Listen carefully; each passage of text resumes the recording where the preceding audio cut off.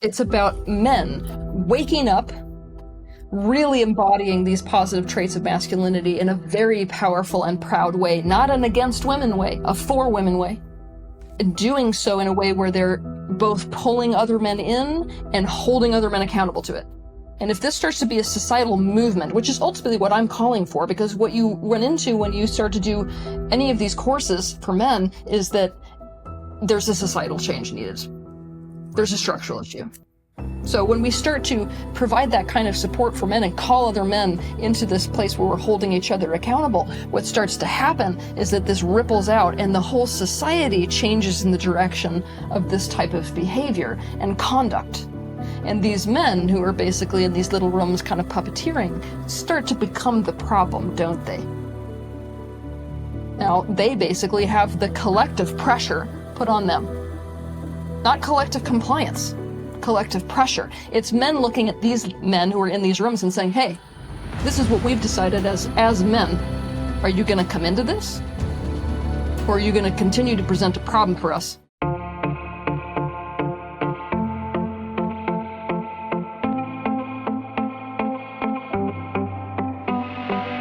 Hey friends, Adam Jackson here with another episode of the Sacred Sons podcast.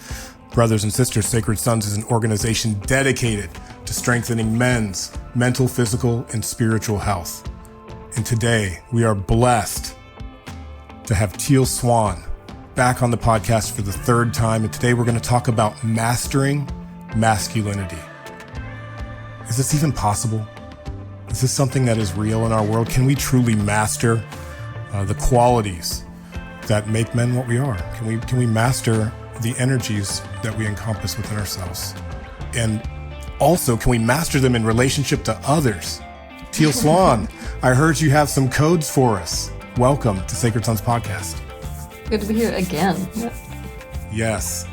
And so, you're a spiritual teacher, you're an author, you're an international speaker. Why have you chosen to bring forward this new course, Mastering Masculinity in Relationships, at this time?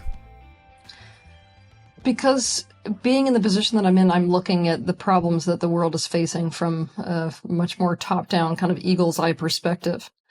And what is becoming very obvious is that a lot of the societal collapses and issues that we're facing globally, they really owe themselves to this breakdown in the foundational structure between masculinity and femininity. Right now, men and women are really at odds. I mean, like in such a serious way, it's terrifying. And honestly, it's on a downward trajectory. So when you start to see this kind of foundational structure as being the root that is creating so much of the societal issues, then it becomes obvious you've got to deal with the relationship between masculinity and femininity. Got to deal with the relationship between men and women. And really society's relationship to both masculinity and femininity. Because let's be honest, they've both been disowned. So when you do that, all of a sudden it becomes obvious that in order for masculinity to be in a state of alignment, and in order to make that relationship be in the correct configuration, because men hold the initiation energy within themselves, what's supposed to happen here is that men are brought back into a state of alignment, and by virtue of doing that, they then cause the responsive femininity to come into a state of alignment, and then everything else that essentially touches the life of both these men and women improves for the better. That's children, that's societal structures, it's literally everything that we're looking at in the world today. So I am not just tackling this because I like to teach relationships. I'm tackling this because it is a foundational issue in society itself. And I would like to prevent this cascade. Also, I would love to address the amount of pain that is happening right now. And there's so much pain between men and women that it's absolutely crazy. And right now, of course, we've got this huge push within society to kind of go towards being agender, but not from a space of alignment. There are species within this universe that have gone towards, being absent of gender. However, we are doing so from a space of profound resistance to either, which is non-integrative of either. And so that is not the step where we are as a species. Yeah. I've arrived at a similar conclusion in that a lot of, let's just say, the amount of suffering that's happening in the world is the responsibility of men. And I'm not saying it's the fault of men. I'm saying it's the responsibility the ability to respond by men who largely make the decisions for what is happening on the planet. And so the call I got from Spirit was initiate the boys into men. Yes. And so my question for you here is like, because we're talking to Sacred Sons, what happens for men and what has happened culturally due to the lack of initiation, due to the lack of rites of passage? What happens to a society where we're looking at a bunch of grown-up men who are really just boys? Well, basically, you're watching men who have no template for becoming what it is that they ultimately are. There's no template for them to embody those natural energies, rather than to just go into a space of resistance about them. And on top of this, men really need those rites of passage as a way of anchoring their own identity. This is something that I think when we're looking at men, we don't really understand enough. That a rite of passage allows a man to say, this is what I am. And when a man anchors his identity into something, you will watch the structure of his decision-making and action-taking orient around that identity, basically. So it's really critical for men to be having these types of rites of passage and these initiations. It also helps a man not be lost. When we were watching a sort of demographic of men that are not getting these rites of passage and are not really given the examples, quite frankly, from other men, which is a big problem with not having that structure set up for men. It's like they're kind of idle, not knowing what to do with their own energy and not knowing what direction to go. And so there is like a profound lostness that you start to see in men. And without that sense of direction, you see kind of an atrophy of progress as well. So these men who do not have this rite of passage, it's much more difficult for them to achieve any type of success in their life, whether it's success in career or success with relationships or success with operating in the world in general or success with being able to master their own energies. Really, like it's almost like watching somebody who's in the middle of the ocean with no guiding lights in the sky, who's just kind of floundering. Yeah. And what I see largely is men lacking purpose. Oh, yeah. And we're purpose-driven creatures. Like in simple terms, it's like, give us a target and we'll go hit it. That's exactly, kind of, that's what we like. And so when a man is lacking direction or purpose, it causes suffering. It comes out sideways. It gets projected onto others. Yes. And so, is there a way through our self-mastery, like I'm promoting brotherhood. I'm promoting doing things together, and connectedness. And so what would be like a step one for a man who's out there who might feel lost, who might feel directionless, to begin the path of mastery? Of masculinity specifically? Yes. Well, if I was in that type of a place, obviously it's really critical to find, these places, these models, like what you're trying to set up, these places that have provided at least some kind of structure for brotherhood. It's critical for men to have groups of men that provide that kind of frame for each other, that help to get a man to find his own guiding light, be his own guiding light, and act as a corrective force when he's out of alignment with there. Also that hold him accountable. The list goes on. However, second to that, let's say that I was a man in that position. It would be important for me to examine what masculinity means for me, the qualities that I think that should be aligned with masculinity. Now, this is an internal questioning that has to take place, because in order to come to that list, you basically have to look at archetypes and you have to look at traditional roles, and you also have to kind of look at whether those are correct or not, to arrive at a list where you can, from your soul and heart, right? For men, it's all about really finding your personal truth and living very strongly according to that. So looking at that list, you're coming up with things that represent what really manhood, masculinity means for you. And you think, and honestly, every man thinks should be men in general, masculinity in general. Right. What I would do if I was then in that position is I would reduce that list to 5 qualities. And those are the qualities that matter the very most when it comes to masculinity. And then what I would do is to set out an actionable plan to embody those 5 qualities and hold myself accountable to that.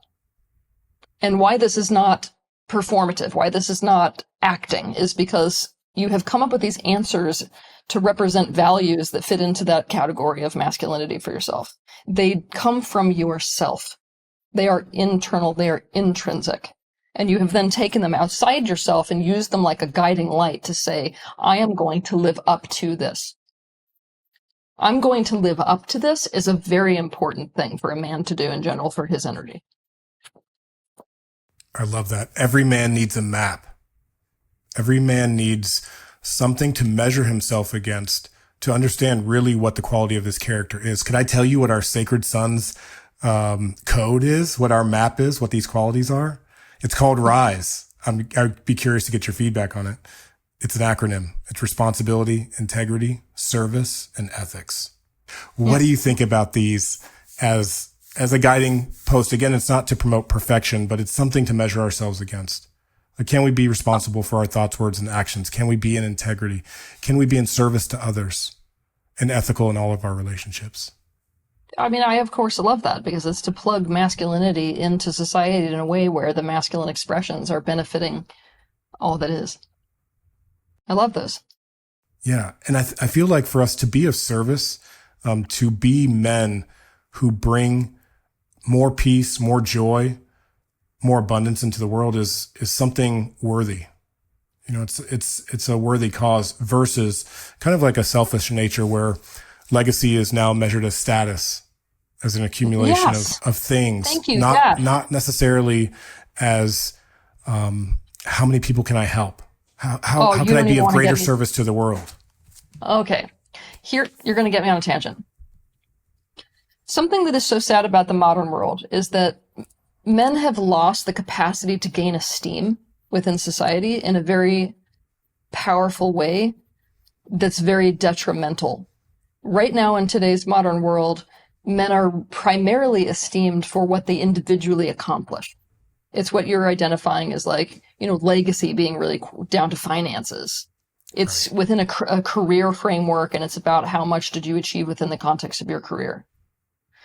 In the past, men were far more esteemed for the well-being of those in their care. And unless we want this world to go straight in the direction of hell, we are going to have to bring that back. We're going to have to bring back this mentality. It's a whole mentality within society that what makes a man esteemed is his capacity to caretake the well-being of those in his care. Now, as a man starts to step up into his energies, he starts to realize, wait a minute, the whole world is in my care. And that's what starts to create this major shift within not just human society, but human beings' relationship to the natural world. Then we get back into alignment with men, quite frankly, making decisions that are in the best interests of others, which is something that has been lost. In fact, the men who have been the most rewarded coming into the modern world are the ones who are able to go the most against other people's best interests for the sake of their own personal gain. Yeah. Yeah. More of the mentality of taking. And so let's get back into how do we realign as men, as not only providers, protectors, or containers. I know that on our previous conversation, we talked a lot about containment and why that's important in relationship. And so maybe we could take a look at when a man does provide containment, what is he in turn receiving? Like when we are able to provide containment, what do we receive in return? Okay. So when a man is providing a state of containment, what happens for a woman is she goes into her feminine energy, right? When a woman goes into her feminine energy, she is able to embody all of these qualities that men desperately need from her. She's able, first and foremost, to go into a state of receptivity. Something that I think a lot of people aren't thinking about, especially men, is that it's very much a reality that people, especially men, feel loved through being received. When a man puts his energy towards things, others, when that's, very valued, when there's basically when it's demonstrated that that is wanted and that it is fully taken in and that it creates a positive response. That is receptivity at its finest. So women essentially start to go into that incredibly receptive state, which is just, it's so juicy for a man to really fully experience that for the first time. I really have to say that. So the other thing is respect. Respect is something that men are like desperately looking for in the world. Yes. And if a man really truly goes into that containment energy and starts to master containment towards a woman, naturally the byproduct from a woman is going to be deep, deep levels of respect and deep, deep levels of trust. Right? Because what a man doesn't like is when a woman's like kind of micromanaging because she doesn't trust him and is kind of controlling him and all these other things. Well, that's, I don't respect you and I don't trust you. So the opposite thing happens when you're providing containment. Esteem, that was something we were talking about earlier, right? Men really want to feel esteemed. And I'm telling you, the men that provide containment are deeply esteemed, not only by the women in their lives, but by everybody else. But we're talking about women right now. So by women, they're deeply esteemed. Yeah. A lot of these men that we kind of pine over in Hollywood movies are the ones that are demonstrating the highest level of containment. They're the ones that really fend. And that's what like women are kind of swooning over and are really wanting, and the ones that they value, and, you know, all of those types of things. Also, when a woman is in a state of fear, right, which is what lack of containment does, she closes her energy down and she hardens and starts to armor. And what that creates is a state where her energy is not going out. She's not open and she's not putting her energy towards anything. So when you do the opposite, provide an element of containment, she starts to soften, she goes into this receptive open mode, and she starts to create and she starts to give her energy. So a woman giving her energy could look like creation of all kinds of things. And men benefit greatly by women's creative endeavors. That's including all kinds of things.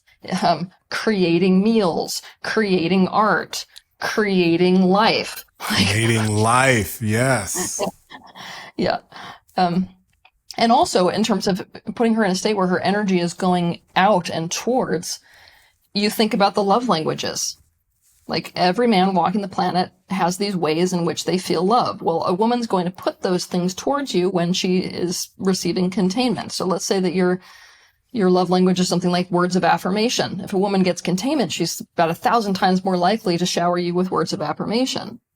If your love language is physical affection, well, guess what? She's going to be way more open to both giving and receiving physical affection when she's not in that armored state.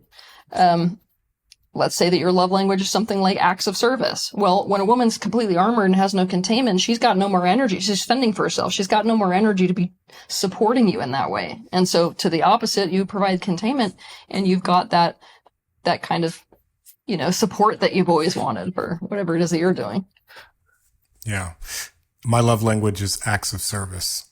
And I totally resonate with that sentiment. It's like if trust is not there, if I have not brought a sense of containment, then that reciprocity through the acts of service, through like that delicious meal that I know you can do, you know, that I know you got, you know, that, you know, it's not there because what's there is then exhaustion, or is worry, is deep worry.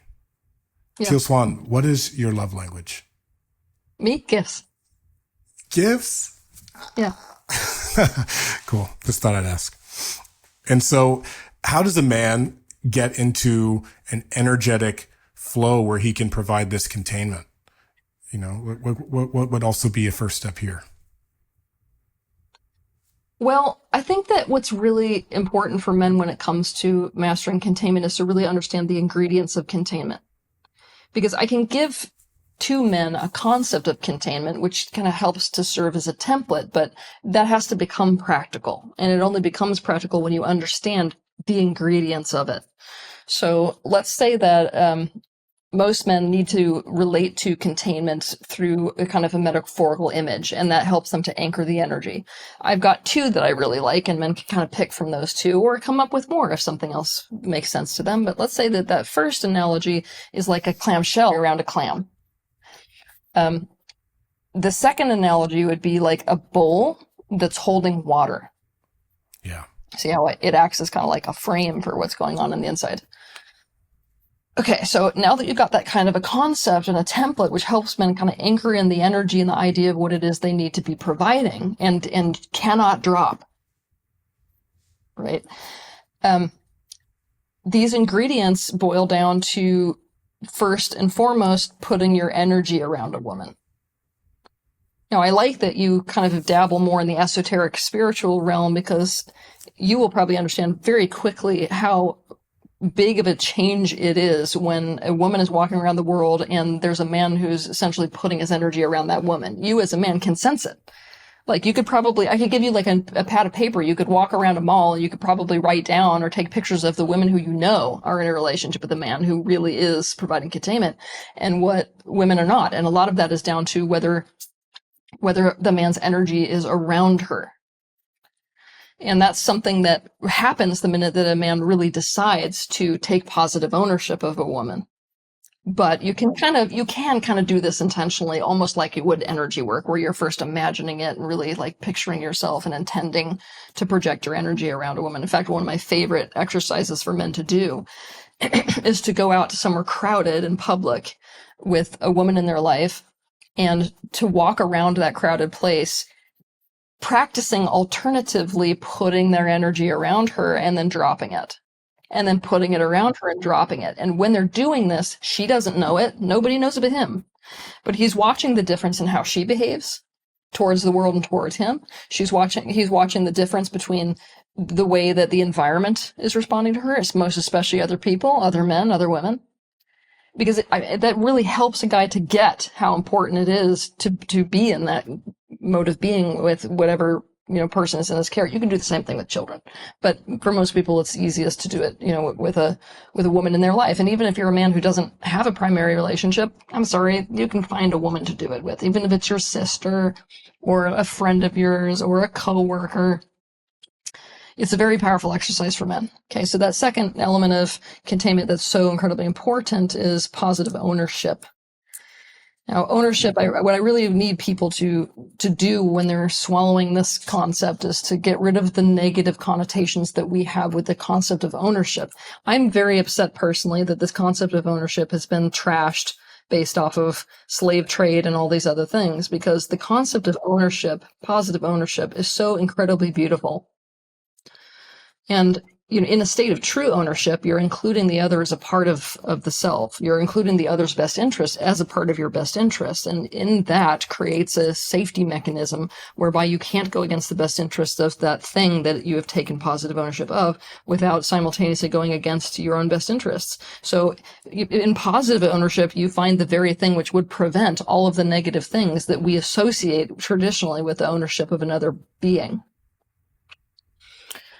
But yeah, positive ownership causes a person to really take responsibility for like the well-being of that other being. And this is something that you already went to before with the list that you were giving for Sacred Sons, that responsibility is one of the most important elements for men to master. And in relationships in general, but let's talk relationships with women, taking responsibility for the well-being of that woman is so critical.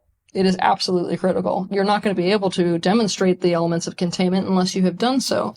Sadly, we live in a time period where really people are kind of pushing in the direction of not taking responsibility for each other. It's kind of like, you do you, I do me. You're responsible for your emotions, I'm responsible for my emotions, and we're living in this world where we're not really taking responsibility for each other's well-being. Well, guess what? That's a recipe for separation.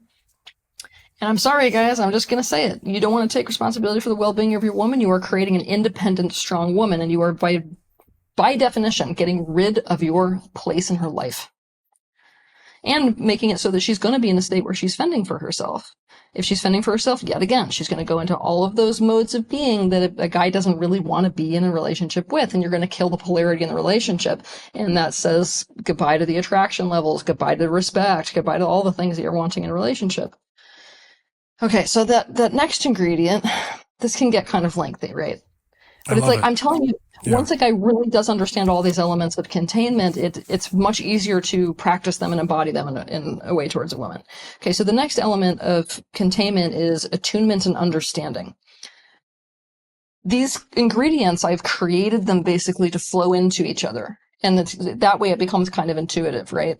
So obviously, if you're going to take responsibility for the well-being of something, you have to understand what that well-being looks like.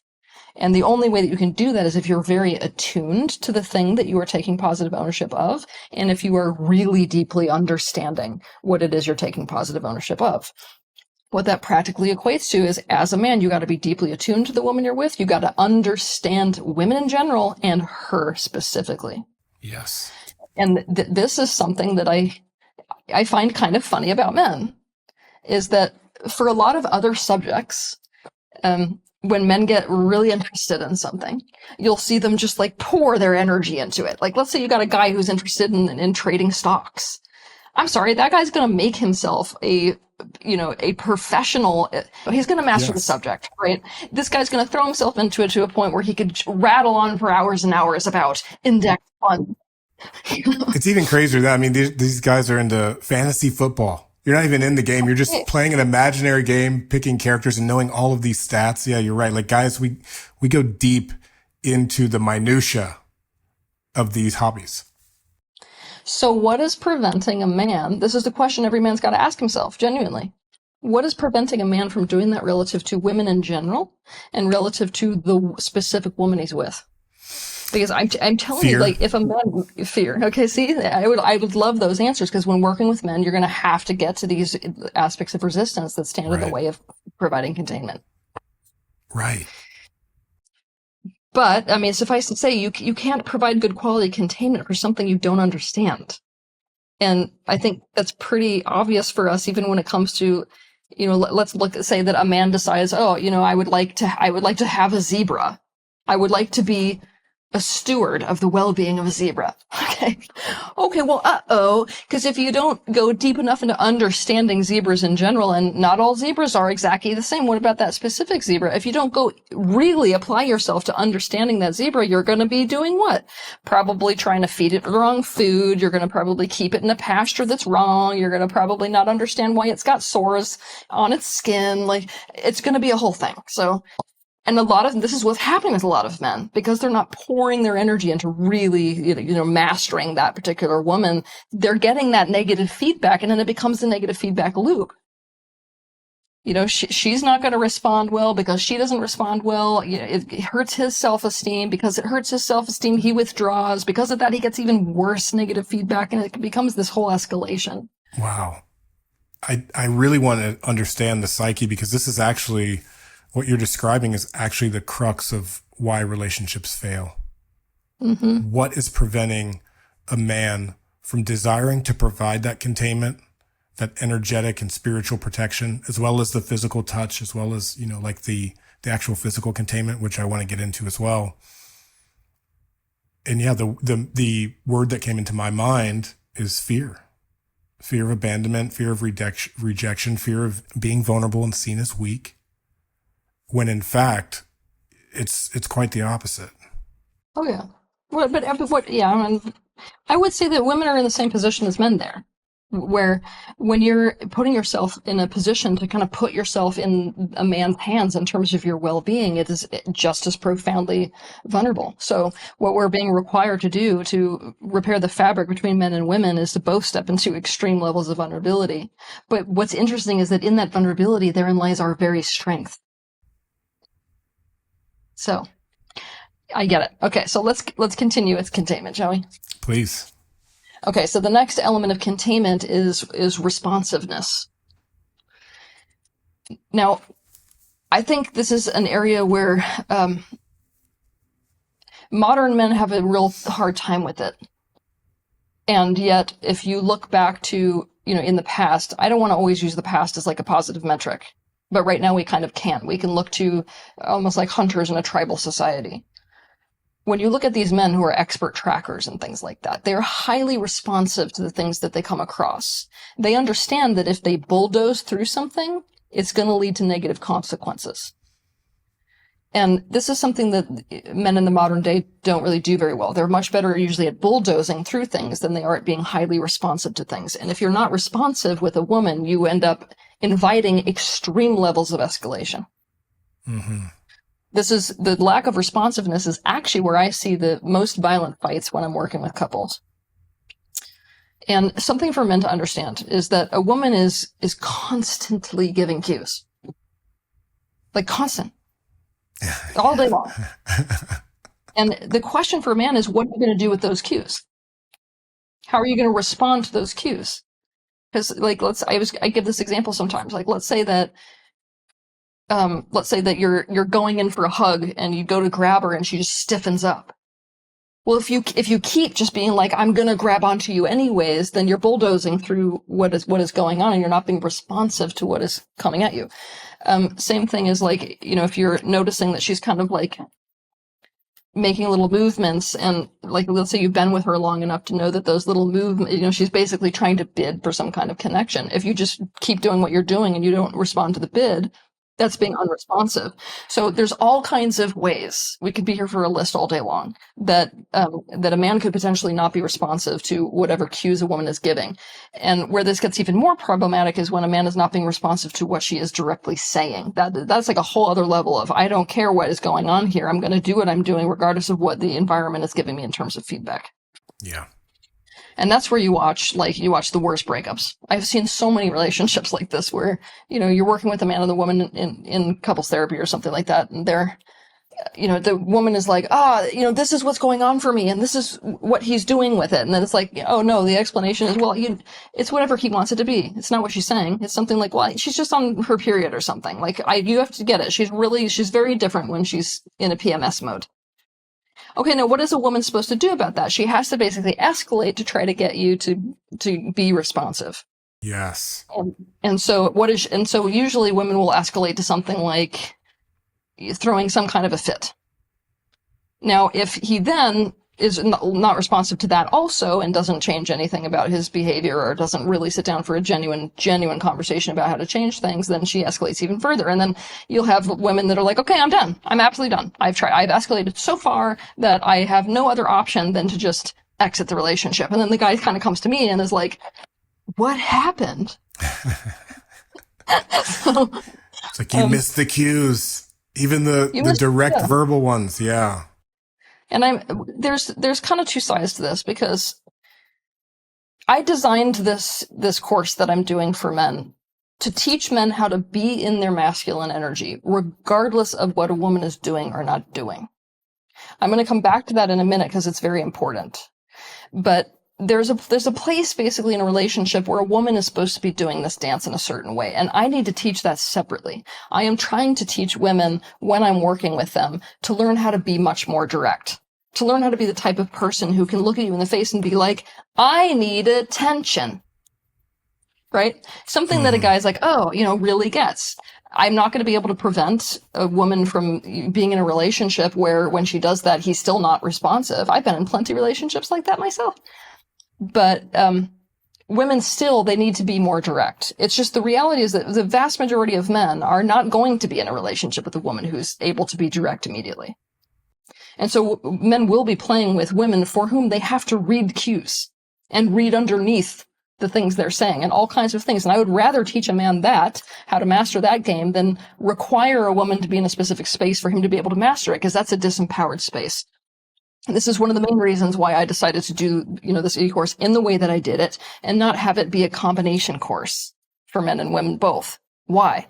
Because so many men who are in this kind of a boy energy, and even the men who are teaching boys to be men, honestly, will give this idea to them that this is a dance that requires two. So as a man, you can't be in your masculinity unless a woman's in her femininity. And I am calling 100% BS on this. Yes. For it has come profound. I can't even, gets me heated. It is profoundly disempowering for a man to make his capacity to step into his masculinity or provide containment conditional upon the way that a woman is or is not behaving. So what I'm trying to get men to do, honestly, is to be more empowered than that, so that they can hold a frame that brings the female into alignment. Not so that they, come close to a female who's kind of, fighting whatever it is, and they drop their frame because of it. So me talking to women about how to participate in relationships has got to be separate from me teaching men how, you got to hold a frame, which is essentially brings femininity back into alignment regardless of what it's doing or not doing, and how to be, truly empowered. Could you imagine, guys kind of get it when I go here. Could you imagine somebody like, I don't know, let's pick some archetypal guy who like really embodies masculinity. For most people, that's like Braveheart or something, right? We can go Braveheart. We can go Jason Momoa, another one. Okay. Imagine him sitting on the couch and pouting because he's like, I'm trying to be in my masculine energy, but the reality is she won't be in her feminine. Like, she's not, look at her. She won't be open. She's not going to be soft. And so it's not a thing. It's not a thing. Also, women have been so deeply wounded by masculinity that one of my big struggles here with trying to teach men containment is that they're coming into a world where women are not going to perfectly receive it. That doesn't mean drop containment. That means you're part of the picture of rehabilitating women towards masculine empowerment and masculine containment. Okay, that was there's my soapbox. Man, I'm right there with you because the masculine goes first. The man leads. Yep. Just in simple terms, in the dance of relationship, the man is leading. Exactly. Hey, let's go there because you already beat me to the punch. So this is another ingredient to containment is to provide the structure, the direction, and the leadership in life and in the relationship especially. And this is a place that I find even the spiritual field being more of a difficult place, honestly, than the rest of mainstream society, because you see so much emphasis and energy put towards, the woman is the leader of the relationship sphere and the man is the, leader of this external sphere. And it's actually not true at all. That's an idea that has been indoctrinated within us as a result of this move to the Industrial Revolution, which was the first time that we ever took men out of their home and out of community to go to work. And that's when we started to tell them to leave their emotions at home and to leave the relationship at home. Problem is, home was the women's sphere. And so all of a sudden, we started being indoctrinated with this idea that the woman governs this and the man governs this. And it is absolute BS. If you are not providing the structure for and directing and leading your relationship, it's going to go south. So it's men that have to do that in an attuned way. Okay, so then you've got, what else have you got? You've got providing safety and security. That's kind of the no-brainer for most men with containment. That's like, when we think about what a clamshell is doing for a clam, that's like, obviously, it's protection. And most guys kind of get that. All right, I get it that as a man, my kind of job here in the life of the people that I care about is to provide protection. It's not just physical safety, though. Oh no, this is where I'm going to go. This is what's hard for guys, right? Is that most men think in terms of physicality. And yet we're living in a world where keeping a person like a woman safe in the modern world is much more complex than just using brawn to get that food or brawn to take down that saber-toothed tiger. So men are kind of like, what does it mean to provide safety? Well, what it means is to protect a person's well-being. Now, to protect a woman's well-being looks like making it so that she has this kind of safe space mentally, making it so she has that safe space emotionally. And this is where you run into a big problem between men and women. I'm actually calling this like the safety clash because men are very, very, very unattuned emotionally now, and through no fault of their own. Because of this lack of attunement emotionally, they can't perceive emotional dangers as well.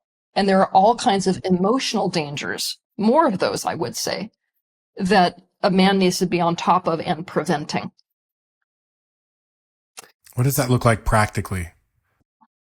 What that looks like practically is to play out, practically the first step is for men to actually acknowledge that emotions are a big deal. And that's difficult for most men. It's almost like, is it emotional? Then it's not a problem. Well, welcome to the world. If you would like to walk around the world and look through this lens I'm about to give you, we live in a absolutely cruel emotional world right now. We don't give a shit the experience that people are having emotionally. Like that's how we're going to look to the future. You know, how we're looking back at the people in the past and we're like, oh my God, they didn't care about the sort of physical well-being of people. Look at the conditions that they were letting people live in. Look, they were cutting people's heads off and putting it on spikes. Well, that's how we're going to look back at right now in terms of the way that we deal with each other emotionally. So, you know, like things like separating children from parents, you know, at a border. That's a perfect example. And it's like when we're doing things like this, but it's even little things. It's even little things like we don't protect each other's well-being when we've got road rage, you know, when we're leaning out of a window just like flipping each other off. Even the person who's you know doing the cutting off is not thinking about the emotional impact of anything they're doing. So, you know, we're living in this emotionally cruel world, and emotions matter. And what men really need to understand, people in general, I would say, is that there is no real separation between these dimensions of a person. So when you start to see the emotional well-being of a person collapse, you start to see illness develop. So it's not like you can't separate them to this, you know, in the way that a lot of people are trying to separate them. However, when we're attuned to these emotional dangers, you're thinking as a man primarily about a woman's sense of emotional peace. And what you're doing is getting out ahead of it. So, you know, if I'm the man and I'm with a woman and I know that, you know, her mother throws her off emotionally, right? What I'm going to be doing is getting out ahead of how I can contain that situation in a way that I can best prevent the interactions between the two of them that cause the woman in my care, in this case, I'm kind of containing both of them, but the woman in my care from becoming emotionally endangered, coming to emotional harm. And so when you start to look at the world this way in terms of how do I preserve this woman's well-being? That's adjusting the environment. It's adjusting the way that you're behaving in situations. It's adjusting the advice that you're even giving her about how to operate in her life and in the world. You know? Okay, so you get the point, right? A big Absolutely. part about the protection is being out in front of a woman.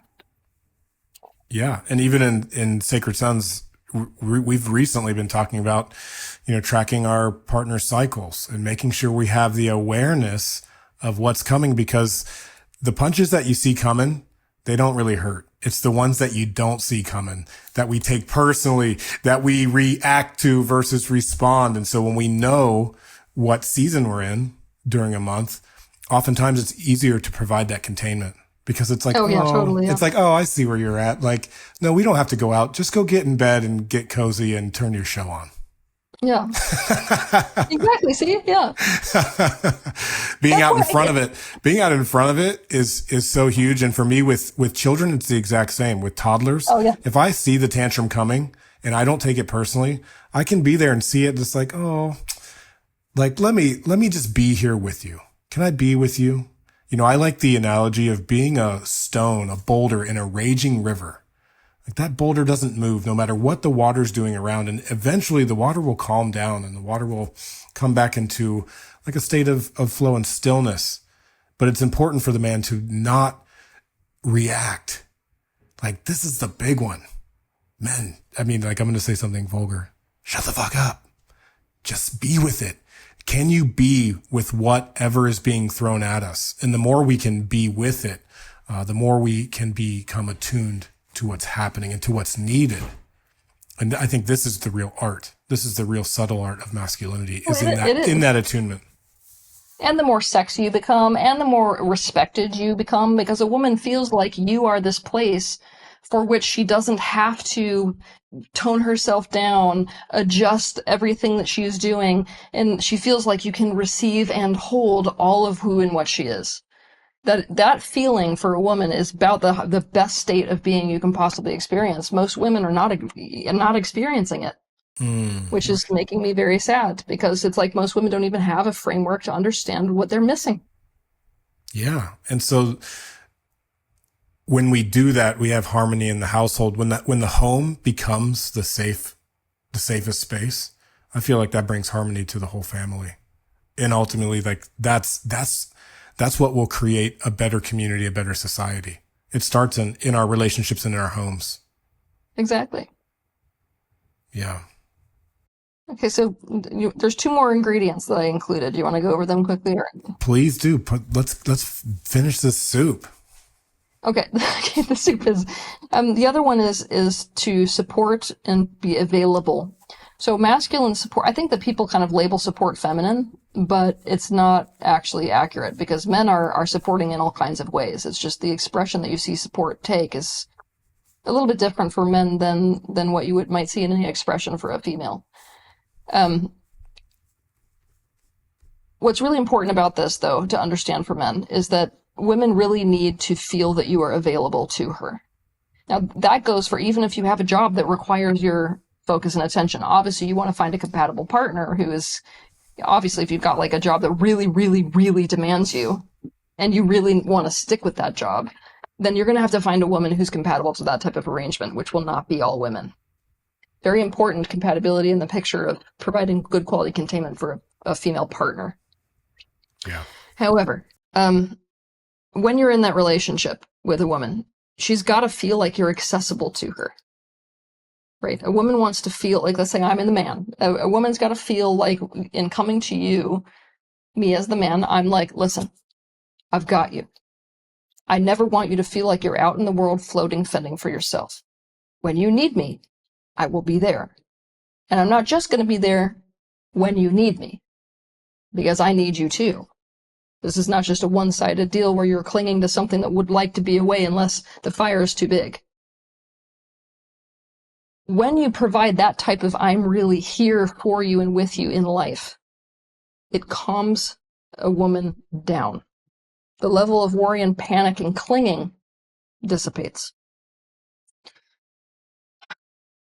Okay, so the next element of containment, which is really critical, is to create and manage the situation. Now, we've been kind of teetering here by talking about how important it is to be out in front of a woman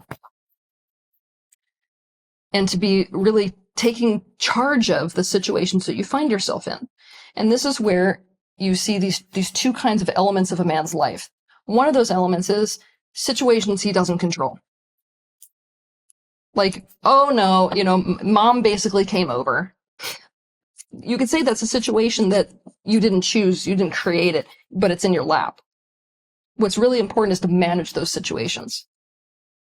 So you're taking charge of them. You're trying to mold and basically curate the experience so that it ends up in a way that is for the well-being of the woman in your care, if the containment is what you're providing. But the other side of this is that you need to be basically creating as much as you can intentionally. So if I'm in this perspective, like this real masculine perspective, and I want to provide containment, I'm going to try to leave nothing out of my control. So if I'm going to take a woman on a date, let's just say that, I'm not just going to show up like a little boy shows up and is like, oh, I'm just sort of here for the experience. I'm going to learn as much as I can so I can be out ahead of the experience. I'm going to be thinking through the kinds of things that could potentially go wrong and the kind of experiences that I'm wanting her to have, especially emotionally.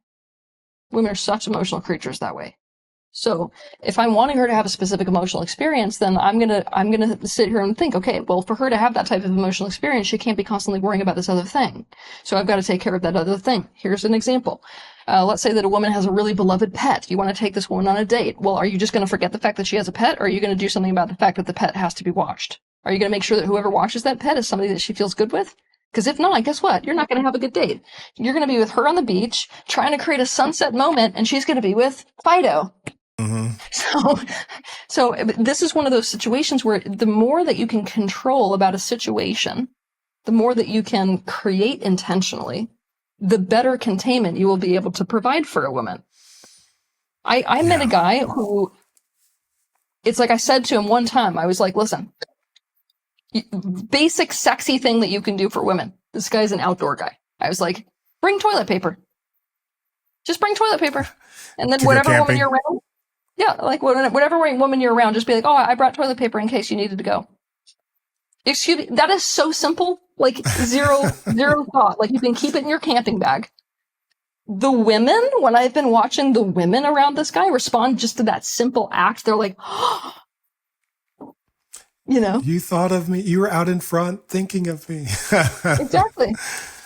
Yeah. In my world, Hannah encourages me, like, plan the date night. And that includes getting the nanny for the kids. Because if I put that back on her, you're right. It's already misaligned. It's like, oh, I had to call the nanny to get the kids for our date night. She really likes that amount of consideration. That it's Exactly. like, I got that sentiment of I got you goes a long way. I got you and I got us. Far. Exactly. So far. Yeah. Okay, Yeah. so that's the basic ingredients of containment. So obviously in this course, I go really, really deeply into each one of these elements so that a man really gets each one of them. And then, with these exercises that will help men to understand how to embody that, how to practice it. Yeah, the practical application is key. And from protection, responsibility, ownership, responsiveness, attunement, support, and availability, gosh, that being available is such a huge one. And as you were speaking, I know that you have some of these gifts, but it's like there was moments where I'm like, man, does she know about me and my relationship? Because you're speaking directly to things that I need to work on. And it's interesting. I mean, it's interesting that you've really brought this down to a universal concept that can apply to these relationships. And I really feel the value in it. And taking charge in a positive way, I think, is something that this world is beckoning from men. Oh, absolutely. And I'm sorry to tell you right now, but like, if men don't learn how to do it quick, we're headed in the direction of absolute tyranny. Like right now, the whole world right now, actually, it's not just certain select countries. The whole world is swinging in the direction of totalitarianism. And that is something that has happened throughout history before when you study the rise and fall of empires.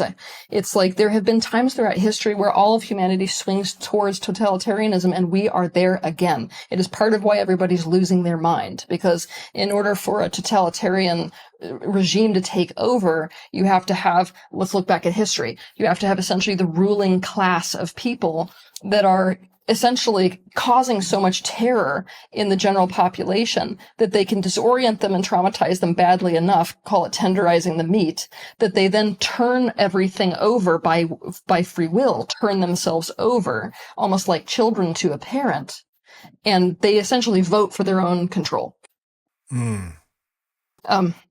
We're there right now. And one of the methods that's being used, honestly, in this whole game is to get rid of men. Because, when you've got one of these totalitarian mentalities, you've got to eliminate those that would rise up against you. That's men. It's still men. So if we can essentially make a war against men, get rid of men, then you don't have the resistance that you could potentially be facing. And unfortunately, especially the sort of woke culture that we've got in today's world is marching us in that direction without seeing it, because it's been piggybacked off of the concept of human rights. And so basically people's empathy quotient is being preyed upon. Right. What is the call to men at this time? I mean, you are known for giving predictions. I'm wondering if you have a little bit of a preview for 2026. And I love your predictions, by the way, but this piece of containment within our relationships is one thing. And we all know there's a greater game being played out there. And we're being shown some really atrocious things, in the world right now. Oh.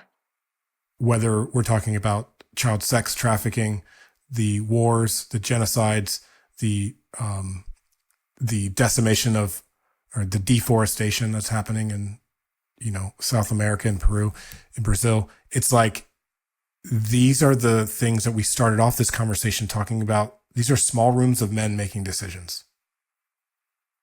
Quite honestly, It's groups of men making decisions to continue perpetuating this violence against the planet and against ourselves.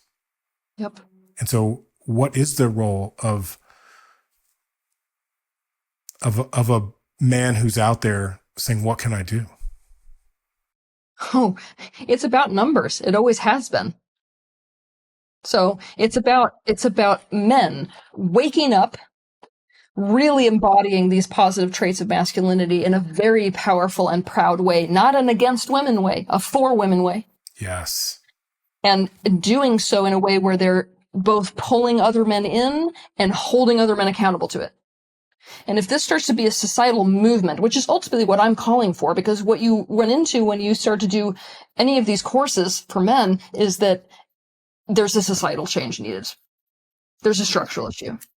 So when we start to provide that kind of support for men and call other men into this place where we're holding each other accountable, what starts to happen is that this ripples out and the whole society changes in the direction of this type of behavior and conduct.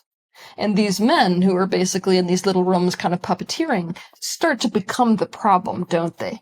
Mm-hmm. Now, they basically have the collective pressure put on them. Not collective compliance, collective pressure. It's men looking at these men who are in these rooms and saying, hey, this is what we've decided as men. Are you gonna come into this? Or are you gonna continue to present a problem for us? Now, as these men kind of go, this is where it gets interesting, because you've seen this probably at the workshops that you do, where, even when you've got men that are deeply in the shadow, underneath that shadow behavior is extreme levels of vulnerability. So it's like when you put enough pressure in the right spaces on a man, and you break him through that vulnerability, but there are other men to hold him in that moment where he's completely lost his, the sort of negative protection mechanisms. You can actually connect a man back to that very powerful stream of in alignment masculine energy. So you can actually pull him back into alignment. So it's an interesting energy, because it's like men are kind of becoming the anti-force for that type of weird, what you're talking about, behavior that they're doing right now. At the same time, it's kind of welcoming them back into the brotherhood. Yes. We call it connecting a man to his heart. Yep. Coming out of the head, back into the heart, back into connection. And you're right. This is a cultural change that's being asked for. And so, like we're speaking of here, it happens first in our hearts, in our homes, in our households.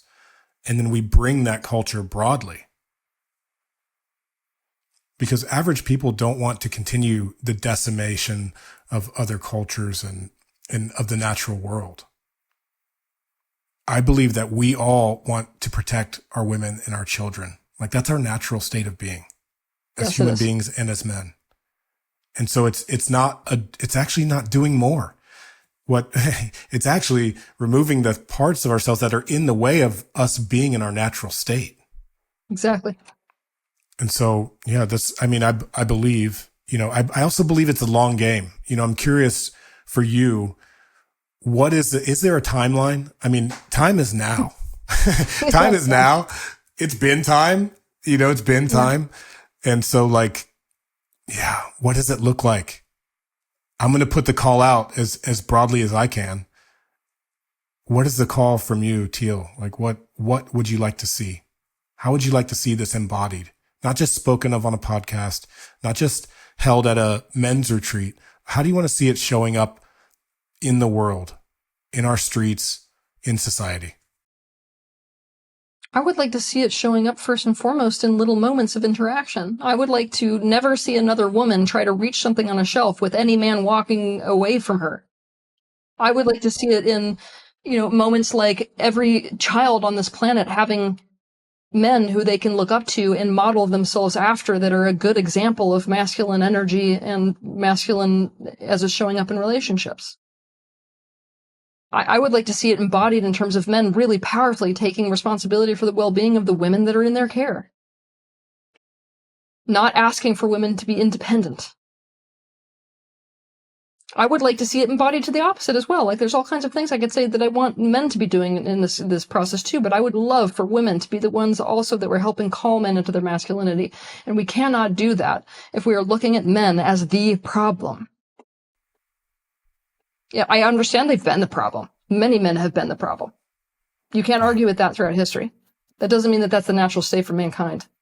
And so unless we fall in love with men and really call them into what it is to be an in alignment male, We're not going to be part of the process of helping them come into their masculinity. So I would love to see women who love men being out there in the world, really calling them into what we know that you can be. Yeah. Yeah. It takes us all. It really does. And just to reiterate that point, it starts with us, men. It is up to us to take the responsibility. And I love that you said, even in the small ways, even through acts of kindness, Exactly. whether it's a stranger at the grocery store, or whether it's, someone who's having a bad day in the office and you just listening or lending, any gesture of care. I think this is something that's also not understood about men, is actually how much we care. Yes. It's also a part of our natural state when we are connected to the heart. Men deeply care. Yes, but society has tried to shut down your caring. It's tried to make this a form of weakness. It's a travesty. Yeah. Small acts. And it's the small acts that over time become radical. It becomes like a radical shift for the culture of what it means to be a man and what the expectation is of our young men. That's the other thing. We've placed an expectation that's like, just play video games and eat junk food. Like, that's okay. And it's not. And men have been, distracted. I mean, the distractions right now, whether it's substances, pornography, gambling, there's all these dangling carrots that have just really brought men away from our true state of being. Exactly. Now, how some of these, what we call small acts, are going to create major societal change, because we can talk about men getting to the point where they are truly banding together and, like I said, rising up, saying, we are not going to tolerate this way of being in other men, the little group. There's something that I want men to really deeply understand. It's when you really start to embody these masculine traits, and when you really start to master the art of containment towards the things that are in your care. That's not just women, that's also the children in your care, the children within society itself. What starts to happen very quickly, and I mean very quickly, people have to understand how quick 1-2 generations is that there are no children who are raised within the context of out-of-alignment masculinity. That means the energy that is coming towards them from men and what they're modeling after won't create any of the people who are doing what they're doing right now, that we're having problems with, that I'm talking about. They won't exist, because that mentality actually begins in childhood.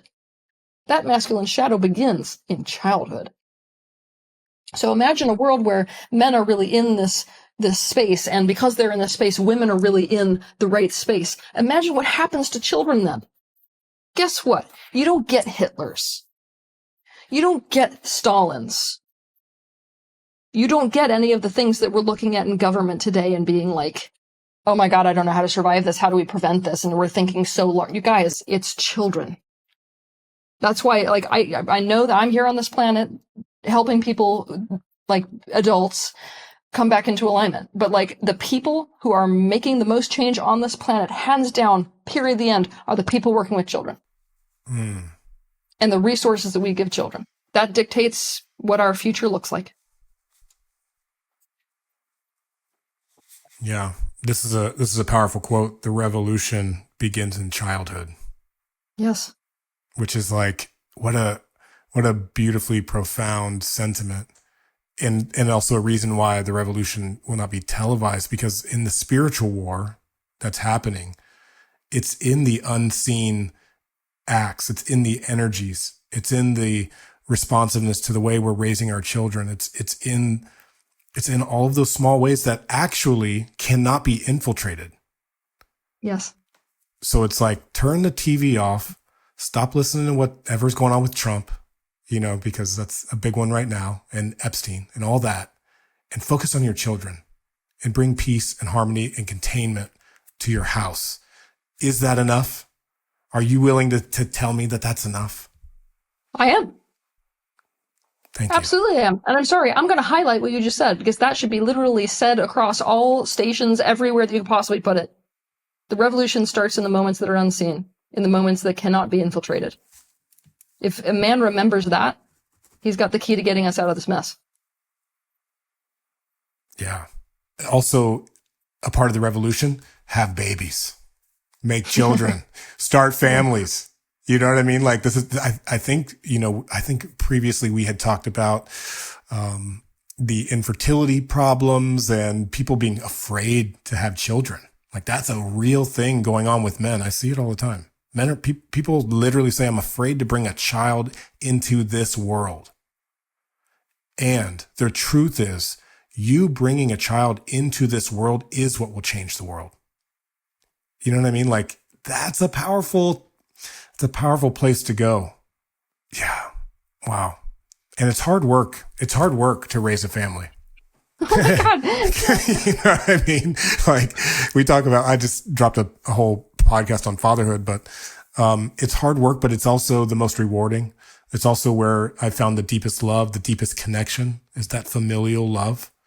You know, I think that there needs to be a new story, a new mythology that's not always pointing us outside of ourselves, but is really about returning home with the gold, bringing the work back into our hearts and our homes, as we're saying here.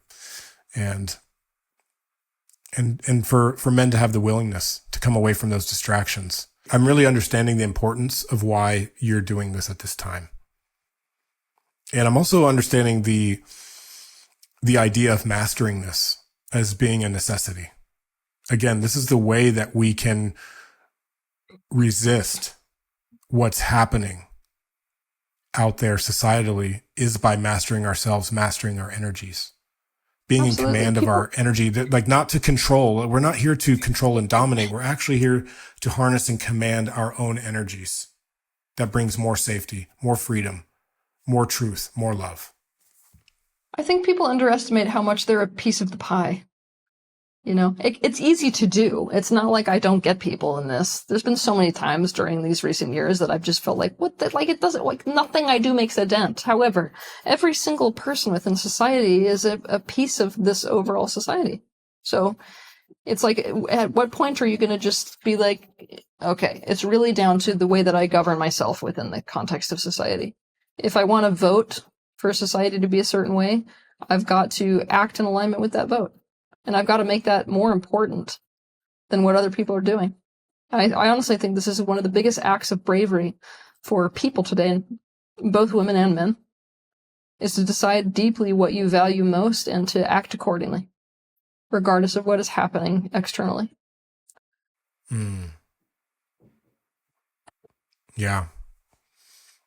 And in order to do that, we have to be in touch with the inner essence. You know, the ancient echoes of goodness that exist within all of us. It's important to be able to do the excavation, the necessary work, the shadow work, the inner work, the internal family systems, the family constellations. All of the tools are here really to remove what's in the way, what's preventing us from living in that culture that we all know is possible.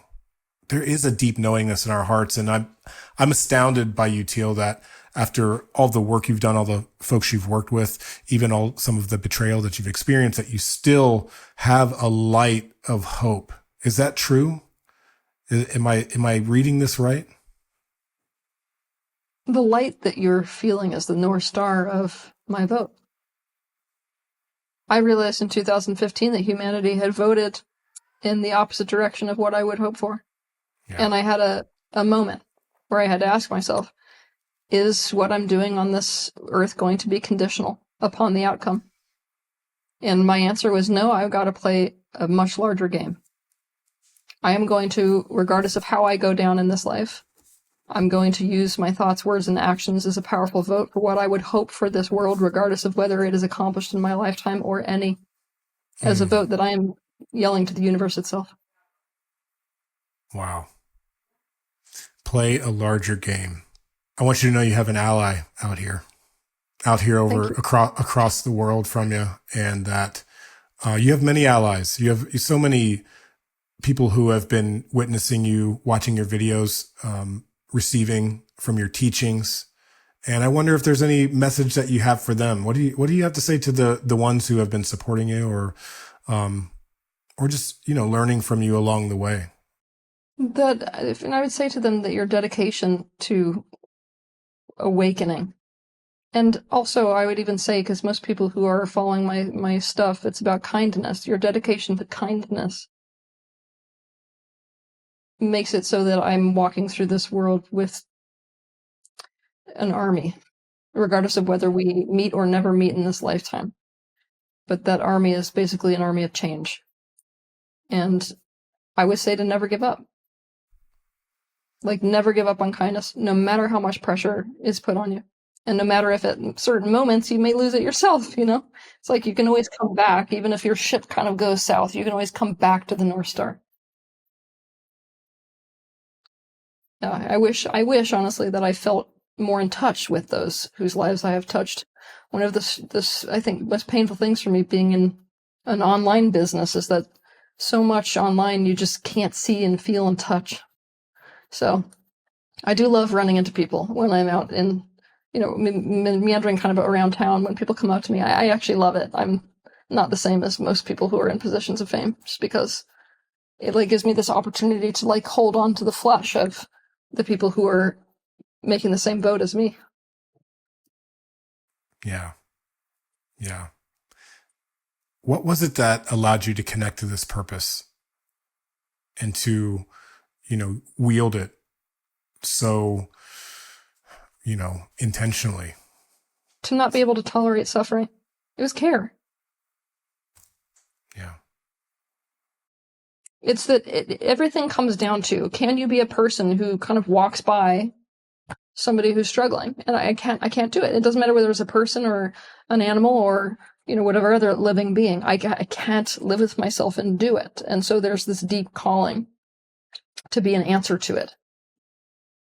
And I love that moment. It's not like I'm sitting here walking around as a martyr. There's a moment, I'm sure you've touched it yourself, where something that you're able to say or do causes a kind of a breakthrough in the other that enables there to be this kind of relief in the being. And that is something that I get so much personal satisfaction from. Yeah. Absolutely. It's why we can have this conversation. I don't even know what's going on anymore. It's like you and I have a conversation like this about these topics and everything vanishes. It's just like there's no noise anymore. Mm-hmm. And I mean, really, that's what happens when you found your purpose. So I really do think that the amount of suffering that I endured when I was younger, it brought me to the brink of extinction as a soul. It's not just the brink of death in your physical incarnation. It was such a deep level of suffering that it made me touch a place that it's like you can't ever forget your connection to other people. It's interesting because I feel like suffering has this capacity to do one or the other. That's really how you respond to it. It's like you drop down into this level of suffering where it's unfathomable. There's no words that could possibly enable a person to come close to that unless they've touched it themselves. When you touch down at that depth that steals breath from your being, you have the option to disconnect in that moment and kind of separate yourself from everything. Or you have this option to let your connection to everything penetrate you so deeply you can't ever forget it again. There is no disconnection afforded to you at that moment when you make that choice. And so it's like you come out of it, and it is in and of itself like an awakening. It is a moment that blows you open so widely that your empathic centers make it so that there can be no other path. Even if sometimes I would rather be baking pies.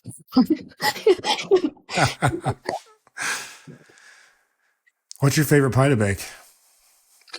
Rhubarb. Rhubarb? I Really? love rhubarb pie. Yeah. All right. Let me ask you some lightness. Let's bring some lightness as we wrap up here. Favorite desserts, cake, pie, or cookies? Those are my only three options. Yeah, I'm saying those are the ice cream and is on its own thing. But in terms of the dessert, cake, pie, or cookies, put them in order. Pie, cookies, cake. But my favorite dessert is pavlova. What is pavlova?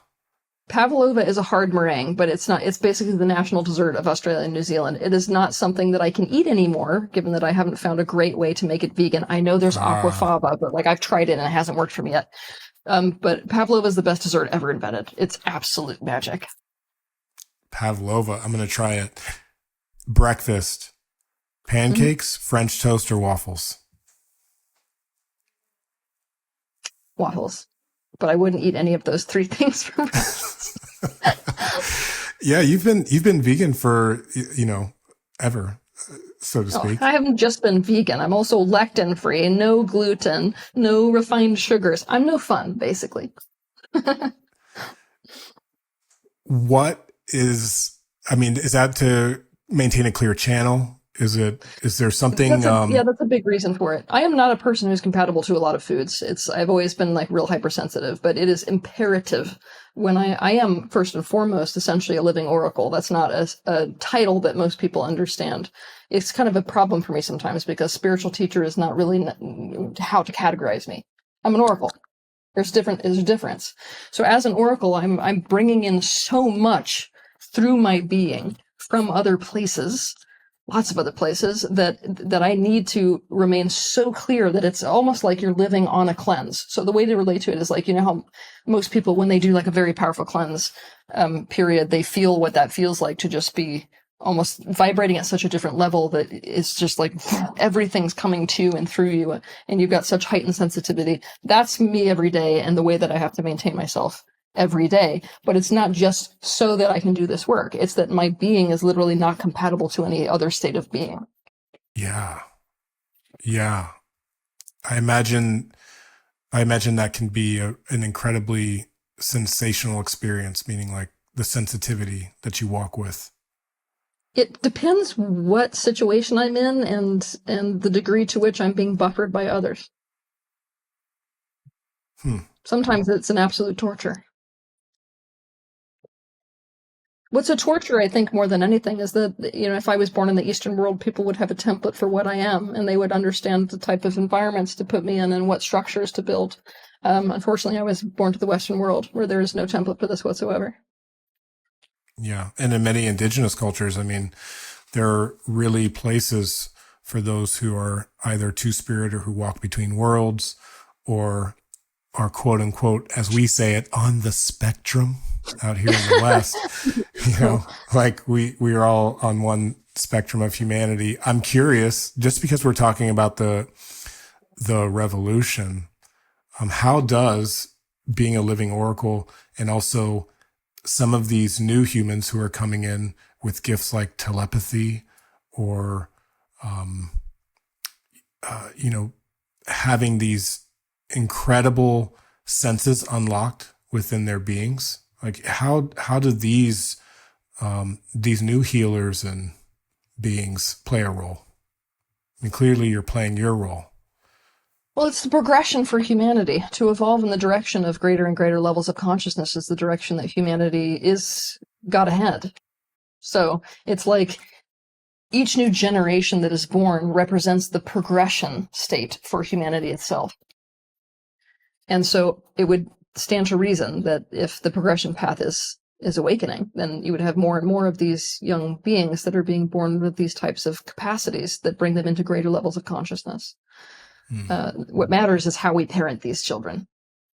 Because if we drag them into psychiatrists' offices, making them feel like something's wrong with them, this is not going to go a good direction for us. We've got to recognize these gifts. We've got to help a child to know how to manage them. That means putting them in touch with people who have figured that out. And we've got to adjust life to them and then help them essentially to do what they're meant to be doing here on the planet. Yeah. It's wild times and also exciting times. Exactly. If I kind of think about it, like we're in this story, we're in this myth, we're playing out this, like let's imagine ourselves in the greatest possible future. What is the coolest thing we could be doing?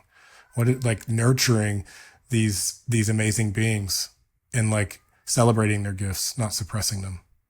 Exactly. And I like what you're saying. It's not more diagnoses.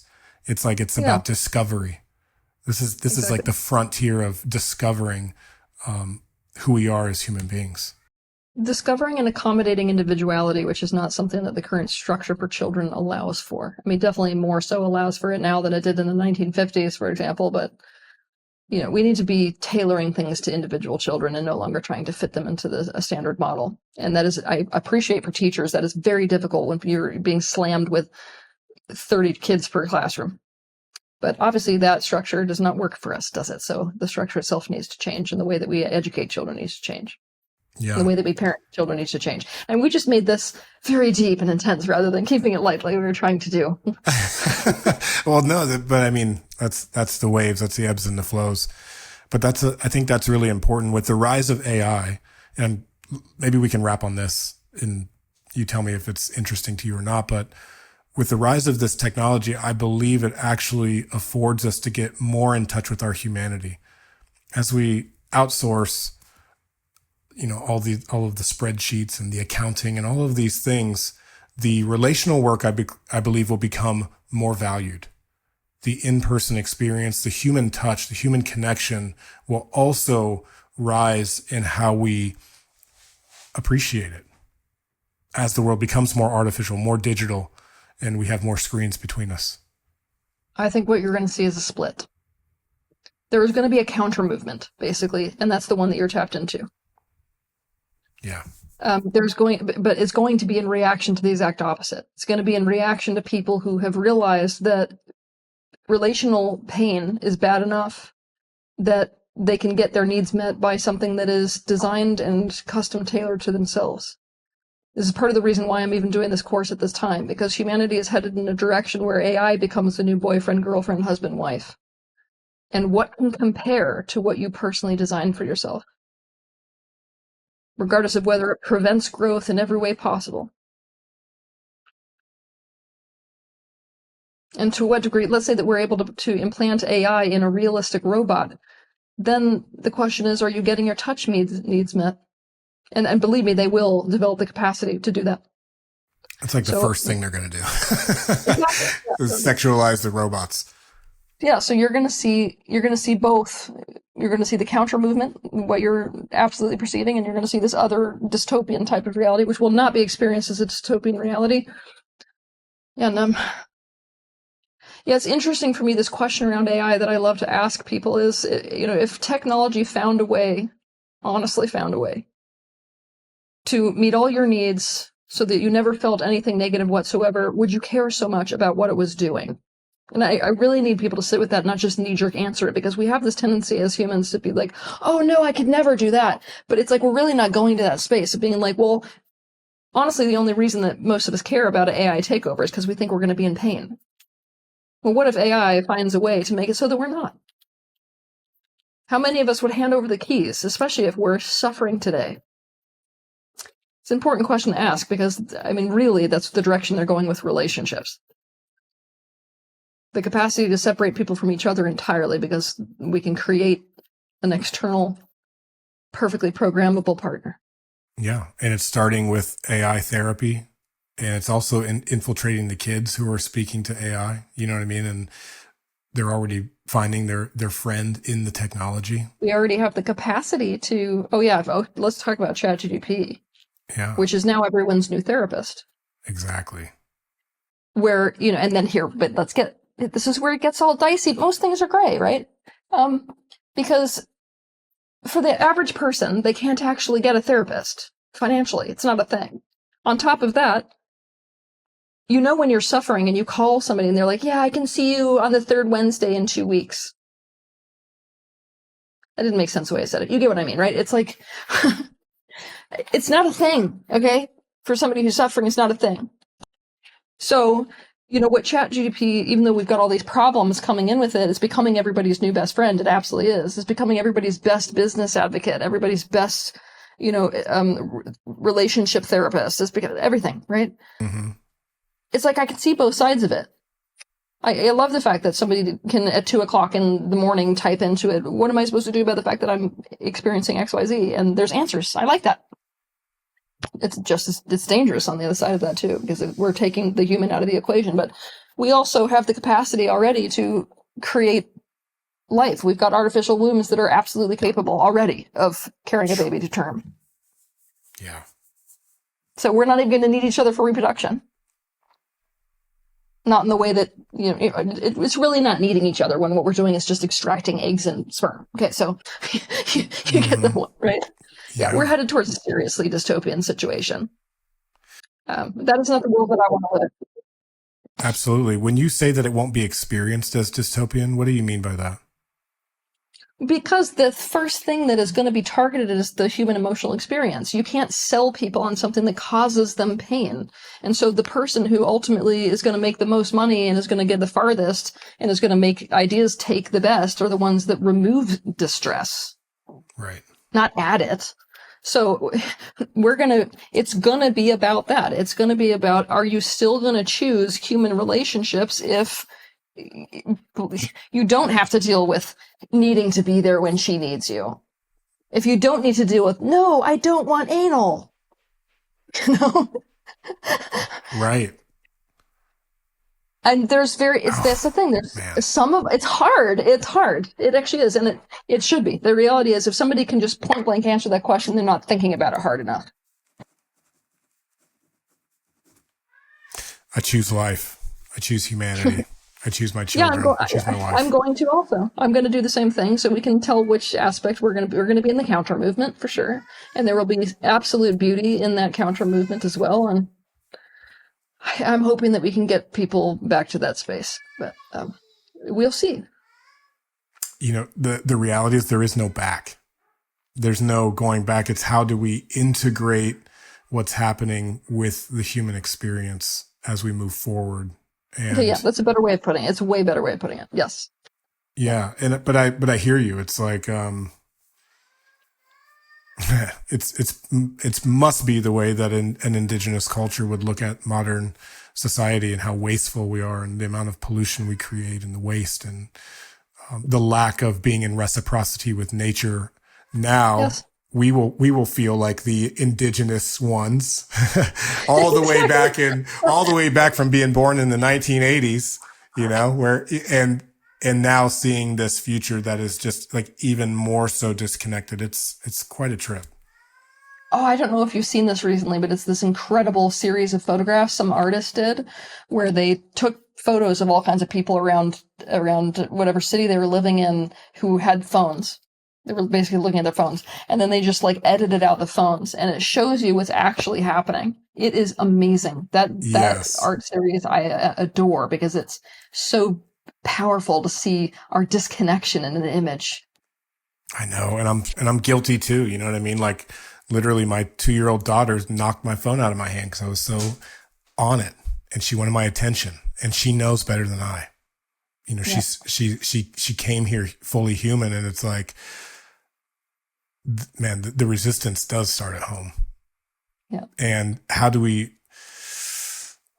prepare ourselves? I mean, I think it's in my world, it's gathering. It's continuing to gather as humans. Absolutely. More reasons for celebrating life and for coming together, for dancing, for being in nature. I think that is also resistance. That is also. It is. And isn't it sad that we're having a conversation where we're speaking about an antidote being gathering, only the single most important thing for our species throughout time. Mm-hmm. Yeah. Cool. Teal, I really appreciate speaking to you. I feel like if it gets any crazier, I'm going to call you and ask you for some advice because we're going to need, you are the living oracle. And I think the emphasis on the word living is important. Yes. The embodied living representation of a seer, of one who sees clearly. And so thank you for doing your work. Thank you for saying yes, even when it was challenging. Thank you for being courageous in your way. And I see you. I appreciate you. With that, is there any final message you would like to leave for my sacred sons? I got an army out here too. What's up? What do you want to tell the sacred sons of this world? Call them in. The sacred sons, that you're so desperately needed. I think that what men need to really understand at this time is that the opposite is true of everything that you've been told within society. You've been made to feel as if you don't have a place anymore, as if you are the problem by virtue of being a man, and the truth is exactly the opposite. This world needs you more right now than it has ever needed men before. And to do that, you really got to step into and re-own your masculinity. And you've got to allow that embodied masculinity to express itself within the context of your relationships, and to really understand that what makes you the most valuable to the society is the well-being of those that are in your care. You're so deeply wanted. Get the course, Mastering Masculinity in Relationships. Links are in the show notes. Check out at Teal Swan in all of the ways on all of the channels. And send Teal a gift. You heard it here. Her love language is gifts. Send our living oracle some gifts. Let's go. If you give me your address, I'm going to send you some Sacred Sons swag so you can rock. You can represent. Okay. All right. With that, Teal Swan, Adam Jackson, Sacred Sons, Mastering Masculinity in Relationships. We're out, family. Peace.